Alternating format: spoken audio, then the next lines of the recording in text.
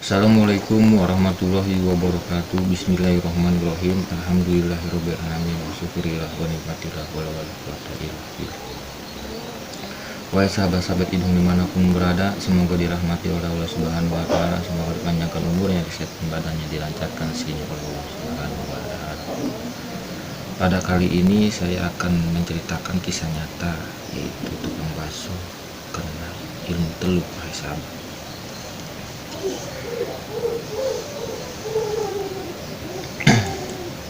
Saya sebut yaitu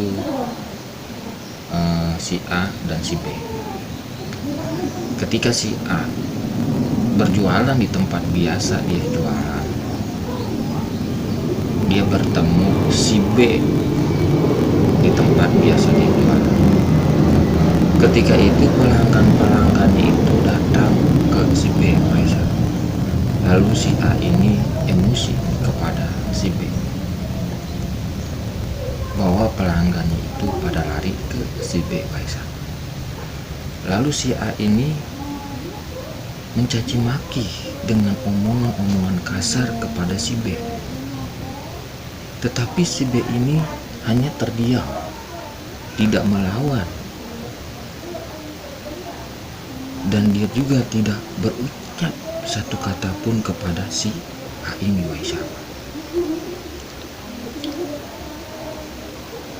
Lalu keesokan hari si B ini tidak berjualan lagi di tempat si A.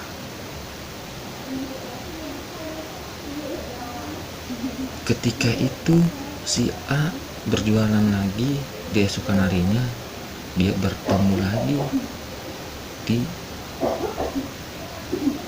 dengan si B ini. Lalu permasalahan kemarin itu masih berlanjut.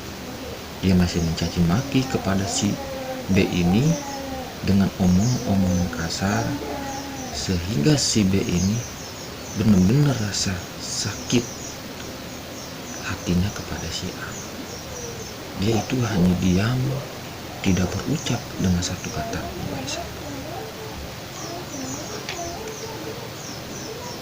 Berselang 1 minggu kemudian, yaitu si A ini sakit perut. Dia pikir awalnya mah mungkin masuk angin. Ketika dikerokin sudah masih saja perutnya sakit seperti ditusuk-tusuk, kata si A ini. Lalu istrinya bingung harus kemana lagi untuk berobat karena perutnya selalu sakit kayak tusuk-tusuk jarum. Kemudian lalu dia ke rumah sakit untuk memeriksa apa penyakitnya dan apa penyebabnya. Apa jawaban di rumah sakit itu? Ini hanya kena lambung, katanya. Mah. Ketika itu dikasih resep, dikasih obat mah, obat antibiotik, tapi tetap masih begitu saja. Singkat cerita, sampailah 3 tahun merasakan sakit itu sampai perutnya besar. Lalu ada seorang ustadz yang sangat-sangat dibilang sakti dengan doa-doanya yang digabungkan oleh Allah Subhanahu wa taala. Ustadz ini mengobati si A ini. Rupanya dia kena teluk.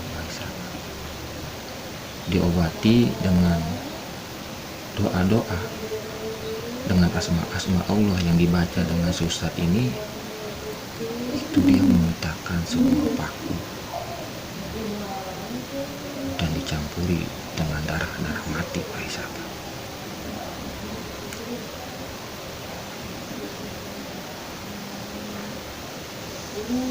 Dia bertahun-tahun merasakan penderita teluk ini, akhirnya dia bisa sembuh dengan pengobatan non medis ini, yaitu diobati oleh sang ustadz ini, wahai sahabat.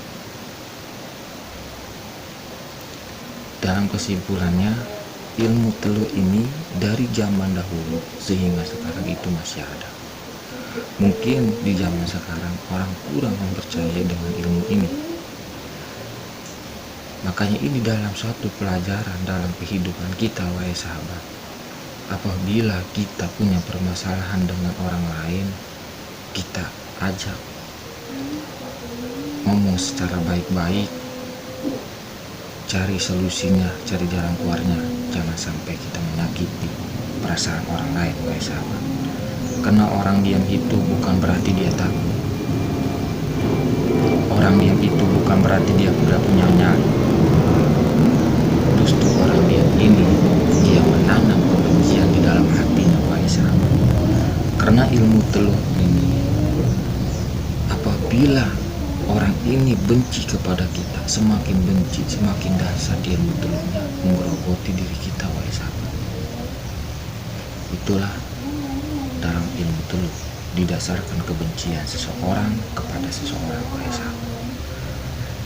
Makanya hati-hatilah dalam berucap, mulutmu. Ini yang bisa saya sampaikan, wahai sahabat. Mohon maaf bila saya ada salah kata. Kesalahan datangnya dari saya, kebenaran datangnya dari Allah Subhanahu wa Ta'ala. Assalamualaikum warahmatullahi wabarakatuh.